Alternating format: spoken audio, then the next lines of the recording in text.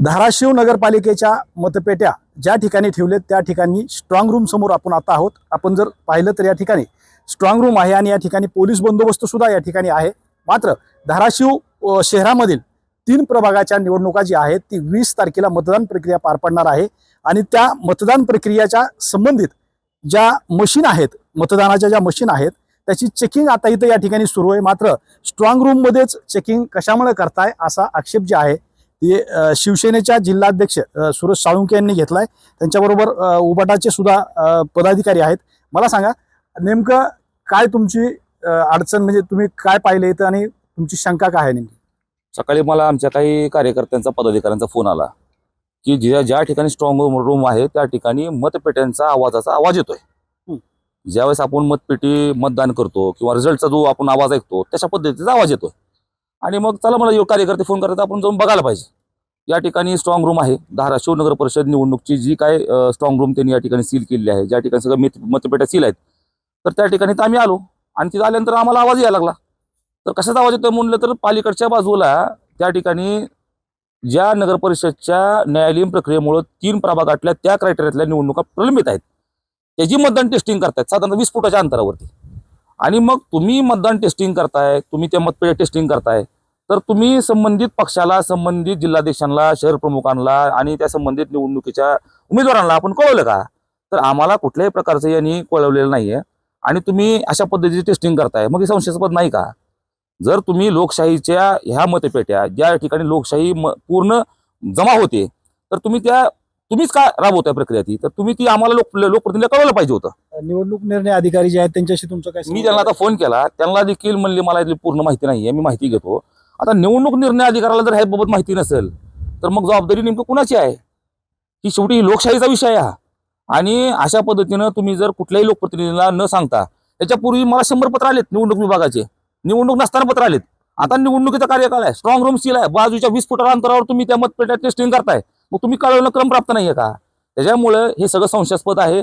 आम्ही याची लिखित तक्रार करणार आहे आणि मतदान 2 डिसेंबरला पार पडले, 2 डिसेंबर पासून ते आतापर्यंत जे पूर्ण व्हिडिओ फुटेज आम्ही मागणी करणार आहे, तपासणी करणार आहे आणि या ठिकाणी आता आजपासूनच आम्ही आमच्या पक्षाचे लोकप्रतिनिधी किंवा आमच्या पक्षाचे पदाधिकारी नियुक्त करणार आहे या सगळ्या प्रक्रियेवर लक्ष ठेवण्यासाठी, पारदर्शकतेसाठी। आपल्याबरोबर उबाटाचे पदाधिकारी आणि जे मतदान प्रक्रिया पार पडली, नगराध्यक्ष पदाचे उमेदवार उद्धव बाळासाहेब ठाकरे शिवसेनेच्या संगीता गुरव, त्यांचे पती आहेत सोमनाथ गुरव। काय परिस्थिती आहे? तुम्ही इथं पाहणी केली आपण बघितलं असेल की धाराशिव नगरपालिकेची निवडणूक झालेली आहे, 38 नगरसेवक आणि नगराध्यक्ष पदाची निवडणूक झालेली आहे।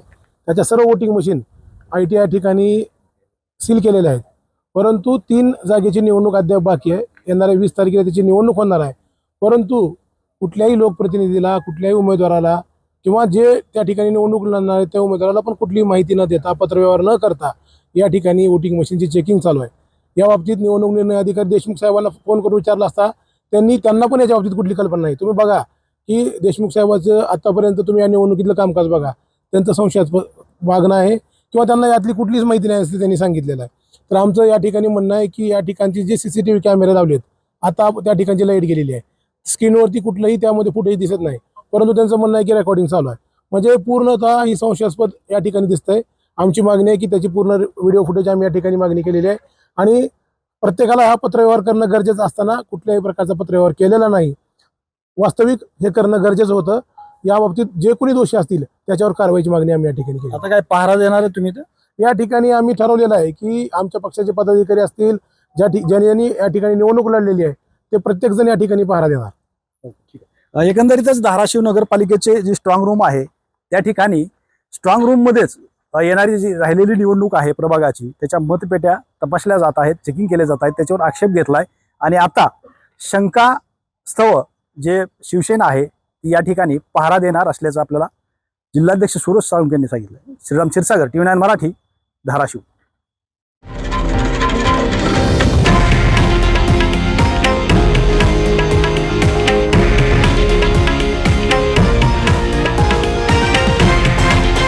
हे आहे देशातील नंबर 1 न्यूज नेटवर्क आणि आपण पाहत आहात TV9 मराठी, एकमेव।